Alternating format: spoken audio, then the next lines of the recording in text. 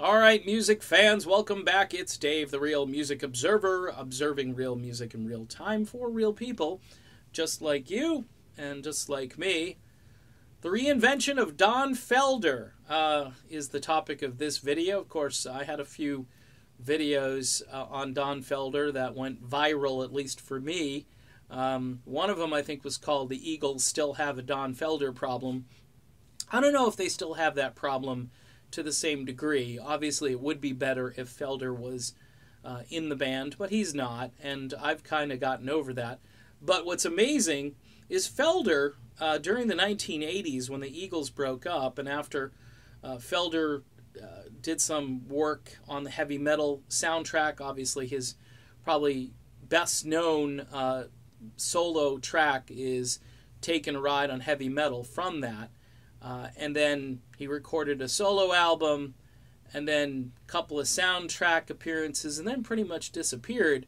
The rest of the Eagles had a much higher profile during the 80s. Even Timothy B. Schmidt, I think, recorded more than Felder did, and plus he worked incessantly, even doing some vocals for heavy metal bands and so forth, which was a little out of his character, but he's got this great voice, and it blends so well with so much. And then the Eagles reunite. Some of this stuff starts to appear again. Felder, very important, getting Joe Walsh to come back and getting Joe sober, and it worked out. Great tours ensued after that. Then, the same old stuff started to happen where Felder wanted a piece of the action because he believed in contracts. Don Henley believes that some contracts are bad. This one was bad, and if you watch the Eagles documentary, Don Henley's response to all of that was, well, things change. Well, no, Don, not if it's a contract. They really don't change. That's why you write the contract. Needless to say, eventually they settled out of court. Don't know how much money Felder got. Somebody said it was like $13 million. I don't know what he got.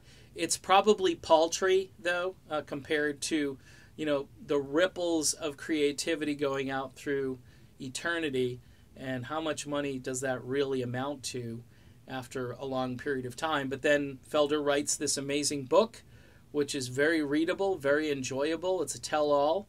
It still ticks Don Henley off as of 3 or 4 years ago. One interview, for some reason, Henley goes off on a tangent, starts talking about Felder in his book. Don, of course, then did some very high-profile interviews after the book came out for a couple of years, really kind of hammering home the points and, his involvement as far as, writing the entire Hotel California song, which he used to get credit on the old album where his name would come first and then Henley and Fry. But they reversed the order of that. We've seen that happen before. As time goes on, things change, as Don Henley likes to say. What's more interesting is how Felder then kept reinventing himself, going out on tour, singing all of these songs, which a lot of folks didn't think he had it in him. A few of us suspect he may be using some auto-tune. I have not gotten to the bottom of that. I should probably try to dig a little deeper on that. But for the most part, even there's video of him doing a gig with Peter Frampton up in Massachusetts, which was just amazing. You got both guys on stage, and they're killing it. One of the great live concert moments I've seen in a long time. If you haven't seen that on YouTube, Google it. And then, recent years, again, it's Styx, REO Speedwagon, Felder, and then more recently, Don Felder now has Jeff Coffey, formerly of Chicago, another guy who left a band and has probably a really good story to tell. And these guys probably talk a lot, but, he's in the band helping Felder out, singing "Take It to the Limit," which I think is appropriate. And Don Felder, looking great these days. I don't know, he doesn't age all that much, and he looks great, and I think he's living healthy. It's amazing that Felder, who had a lower profile really in the 80s, has a huge profile now. Even in the 70s, when Joe Walsh came in, it was all about Joe Walsh, and Don Felder technically probably has better guitar chops in some ways than Joe Walsh has. but I think they're both great guitarists in their own way. I just think Felder has more finesse, and Joe Walsh is more of a brawler on guitar, but still, it's fun when they were both in the group because they used to play off one another. That you won't be seeing anytime soon as the Eagles continue to tour without Felder, and Felder continues to tour on his own with Jeff Coffey.